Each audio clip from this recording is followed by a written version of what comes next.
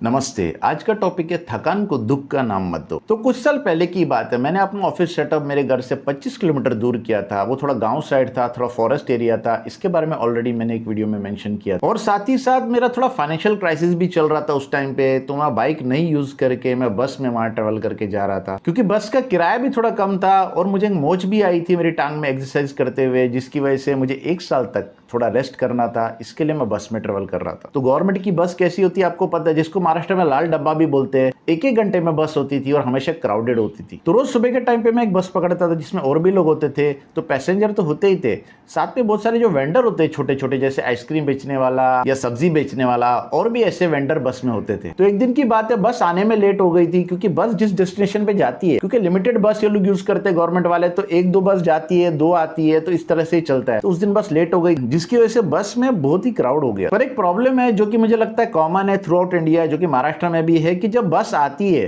कितने भी लोग लाइन में हो, लाइन तोड़ के वो लोग कैसे भी करके बस में घुस जाते हैं। और उस दिन भी ऐसे हुआ। यूजुअली क्या होता है कि मेरा तीसरा चौथा नंबर होता है, लेकिन लोग जो है भाग के ऐसे बस पकड़ लेते हैं, तो लोग बैठ जाते हैं, उनको लगता है कोई खिताब उन्होंने जीत लिया है। और उसके बाद जब मैं चढ़ता हूं तो मोस्टली मैं खड़ा ही रहता था। तो जैसे मैंने बताया, उस दिन बहुत क्राउड हो गया था, और क्राउड में आपको पता है कि धक्के बहुत लगते हैं बस में। और एक आइसक्रीम सेलर था जो कि बहुत ही बुढ़ा था, वो भी मेरे साथ ही चढ़ा था, मेरे आगे खड़ा था। यूजुअली ये जो रोड पे आइसक्रीम बेचने वाले होते हैं गाँव गाँव साइड, इन्होंने एक डब्बा जैसा बनाया था स्टील का, जिसके अंदर थर्मोकॉलिंग और वो सब चीजें उन्होंने की होती है, तो जिसकी वजह से अंदर जो आइसक्रीम 3-4 घंटे तक भी रह जाती है। तो ये आइसक्रीम रोज लेके जाते हैं बस में और गांव गांव में जाके बेचते। और उस दिन बहुत ही धक्के लग रहे थे, जिसकी वजह से वो जो बुढ़ा बंदा था आइसक्रीम सेलर, उसके मुंह से कुछ अल्फाज निकले। वो मेरी तरफ देखने लगा और बोलने लगा कि साहब, गरीब के लिए सिर्फ दुख है। ये बात सुनने के बाद मैं काफी देर तक सोचता रहा इस बात पे। तो मुझसे रहा नहीं गया, मैंने भी कुछ चीजें उनको बोली, क्योंकि वहां पे कुछ और लोग भी खड़े थे, कुछ लड़के भी थे, कुछ जवान भी थे। पर ये जो बुढ़ा था, ये बहुत ही पतला था और बुढ़ा बहुत था। तो मैंने उस बंदे को यही बोला कि आप गलत कर रहे हो, आप थकान को दुख का नाम दे रहे हो, थकान अच्छी चीज होती है। तो मैंने उसको ये बोला कि आप जो खुद को गरीब बोल रहे हो, लेकिन उसकी वजह से देखो क्या हो रहा है कि आप आइसक्रीम बेचने बस में निकल रहे हो, जिसकी वजह से थकान बहुत ज्यादा हो रही है आपको,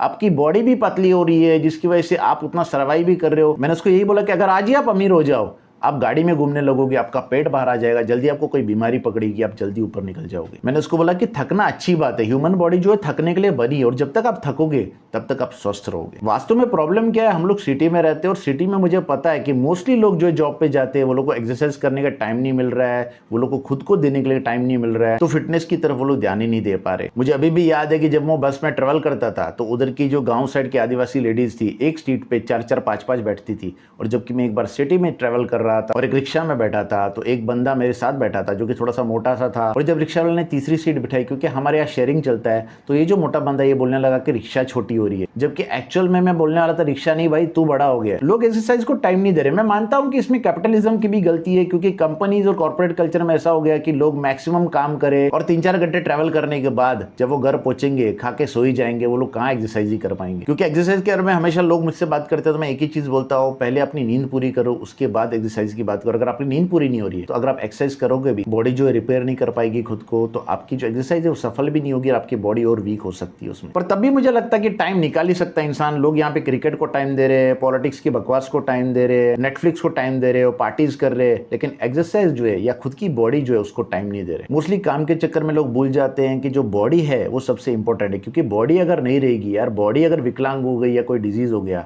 तो उसका काम भी इफेक्ट होने वाला है। और बात खाली आइसक्रीम सेलर की नहीं है, हमारी पूरी की पूरी सोसाइटी जो है उसके दिमाग में ये चीज घुस गई है। वो लोग ये बोल रहे हैं कि थकान जो है वो दुख है। मैं आपको अपने घर की बात बताता हूँ। मेरे पिताजी को बहुत ही चलने फिरने की आदत है। 2-3-4 किलोमीटर तो ऐसे ही वो रोज चलते थे। इवन बहुत बार मैंने देखा कि वो हमारे घर से स्टेशन भी जाके आ गए चल के, जो कि दूसरे लोग बोलते थे चलते क्यों। लेकिन मुझे लग रहा है कि वो चीज बहुत जरूरी है, हर इंसान को चलना फिरना चाहिए। पर हमारी सोसाइटी में क्या रहा है, लोग बॉडी से ज्यादा मेंटली बुढ़े हो जाते हैं। और बहुत बार इस बात पे झगड़ा हो जाता था कि घर वाले बोलते थे कि इनको गाड़ी में छोड़ के आओ, उनको गाड़ी में छोड़ के आओ। पर मैं हमेशा ये सोचता था कि यार उनको वॉक भी करना चाहिए। लेकिन जो रिश्तेदार थे वो लोग ये बोलते थे कि हम गाड़ी में छोड़ देंगे, चाहिए तो तू नहीं छोड़ रहा है तो। लेकिन भाई बात वो नहीं है, गाड़ी में तो मैं भी छोड़ सकता हूँ, लेकिन तब भी मुझे लगता है कि थोड़ा वॉक उनको करना चाहिए। तो ये जो डीप फिलोसफी है कि थकान जो है, मतलब कि हमारे जो ओल्ड लोग हैं वो लोग थकने नहीं चाहिए, उनको मैक्सिमम कंफर्ट दो।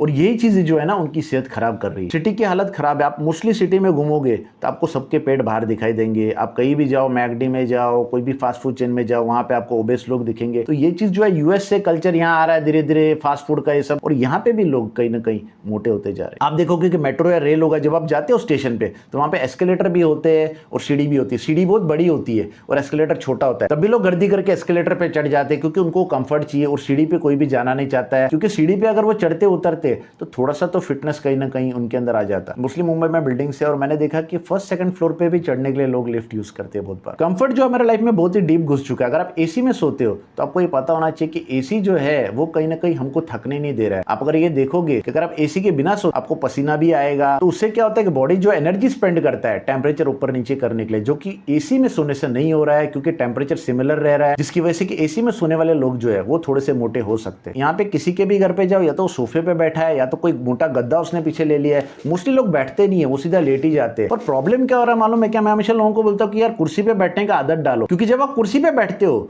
तो आपकी कमर जो है थकती है, आप कहीं ना कहीं कमर जो है उसकी जो मसल्स है उसको काम पे लगा रहे हो। लेकिन जब आप पूरा लीन करते हो, आप धीरे धीरे बेसिकली अपनी कमर की जो मसल्स है उसको वीक करते जा रहे हो। कुल मिला के समरी ये है कि चाहे तुम अमीर हो या गरीब हो, उससे कोई फर्क नहीं पड़ता है। तुम थकान जो उसको दुख मत बताओ, और जितना हो सके कंफर्ट जोन से बाहर रहो। अपना एक शेड्यूल बनाओ जिसमें तुम एक्सरसाइज को टाइम दो, मेडिटेशन को टाइम दो। इस चीज को प्रायोरिटी देना इंपॉर्टेंट है। और लास्ट में एक ही चीज बोलूंगा मैं कि थकना जरूरी है। नमस्ते।